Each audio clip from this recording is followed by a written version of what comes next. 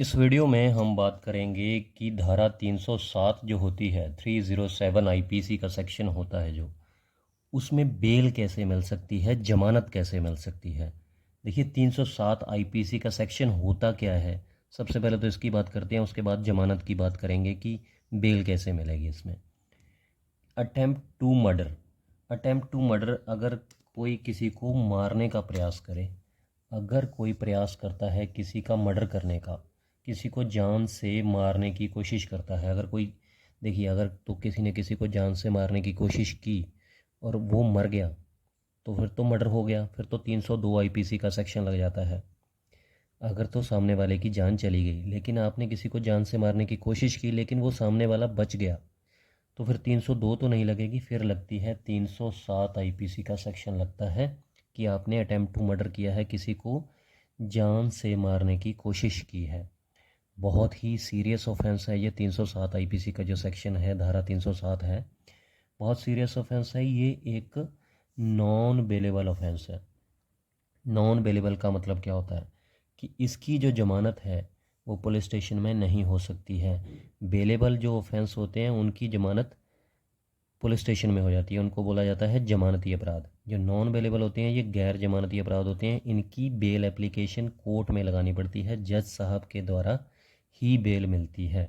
अगर उनको लगता है कि बेल देनी चाहिए उसको बोला जाता है नॉन बेलेबल। तो ये नॉन बेलेबल है, कॉग्निजेबल है, मतलब सीरियस ऑफेंस है। और इसमें जो सज़ा का प्रावधान है 10 साल से लेकर 20 साल तक की सज़ा भी इसमें हो सकती है। वो डिपेंड करता है कि आपका उस केस में क्या रोल है, आपने किस तरीके से, आपका क्या रोल है इसमें, और आपने सामने वाले को कितनी चोट किस तरीके से पहुंचाई है। तो उस पर डिपेंड करता है, हर केस पे अलग अलग सरकमस्टेंसेस होते हैं और कोर्ट पे डिपेंड करता है कि आपको कितनी सज़ा मिलेगी।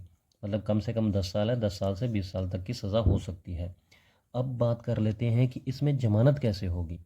अगर आपको किसी ने झूठा फंसा दिया है, झूठी एफआईआर करवा दी है, तो देखिए हरासमेंट तो एक बार होगी लेकिन घबराने की ज़रूरत नहीं है। अगर आपके पास कोई भी एविडेंस है तो ज़मानत आपकी हो जाएगी। हालांकि इसमें जल्दी ज़मानत नहीं होती है। अगर आप ये सोचते हैं कि 15-20 दिनों में या 1 महीने में या 2 महीने में 307 आईपीसी सेक्शन में ज़मानत हो जाएगी, तो ऐसा नहीं है।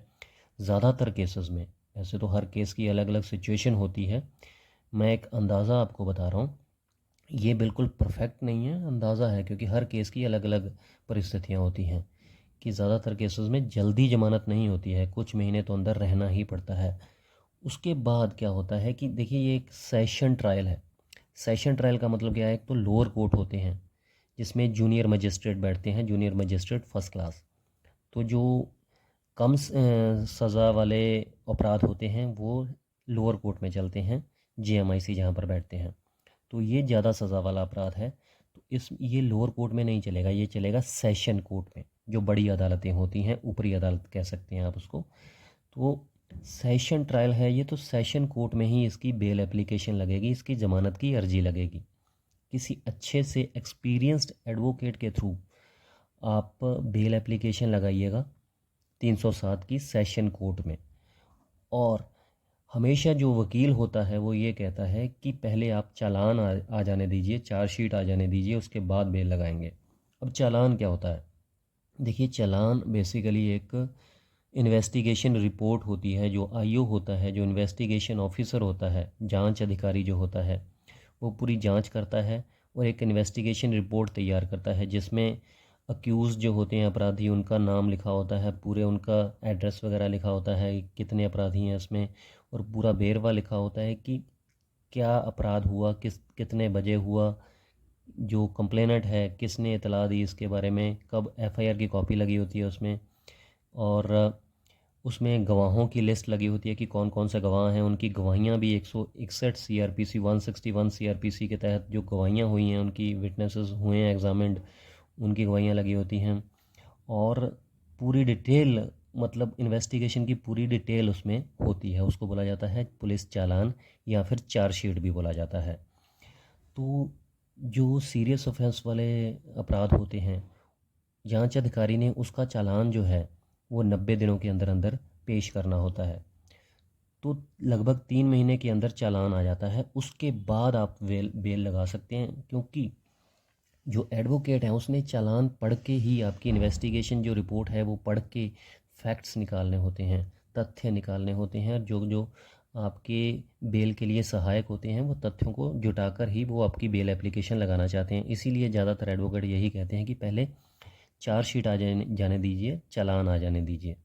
तो चालान में बेसिकली फैक्ट्स निकाल सकते हैं वकील। उसके बाद क्योंकि उनको पूरी इन्वेस्टिगेशन का पता चल जाता है, और जो भी कमियां होती हैं चालान में वो बेल एप्लीकेशन में पुट करके आपकी बेल लगाते हैं, उस जिसमें बेल मिलने में, जमानत मिलने में सहायता मिल सकती है। तो लगभग 2-3 महीनों में चालान आ जाता है इसका, और उसके बाद आपकी बेल एप्लीकेशन सेशन कोर्ट में लग जाती है।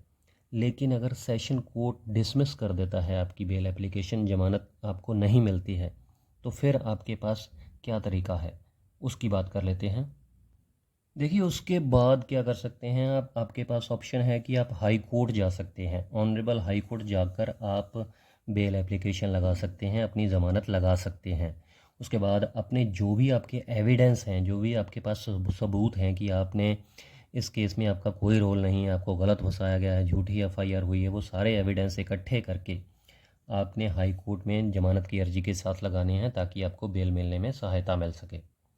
तो इस तरीके से हाइक अगर आप ने कुछ नहीं किया है तो बिल्कुल आपको बेल जो है वो मिल जाएगी। हालांकि आपको टाइम ज़रूर लगता है, लेकिन बेल आपको बाकायदा मिल जाएगी।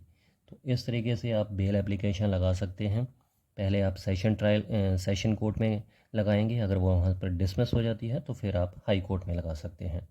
तो उम्मीद करता हूँ आपको क्लियर हो गया होगा कि किस तरीके से आप बेल लगा सकते हैं, ज़मानत ले सकते हैं 307 आईपीसी के सेक्शन में। कोई कन्फ्यूजन रह गई हो तो कमेंट करके ज़रूर पूछिएगा। और नेक्स्ट वीडियो में इसी तरीके से बात करेंगे किसी और जुडिशियल पॉइंट के बारे में, बिल्कुल सिंपल तरीके से, सिंपल शब्दों में। तो वीडियो अगर अच्छी लगी हो तो लाइक ज़रूर कीजिएगा, कमेंट कीजिएगा कैसी लगी, और चैनल सब्सक्राइब ज़रूर कीजिएगा। नेक्स्ट वीडियो में मिलते हैं दोबारा से। शुक्रिया, धन्यवाद।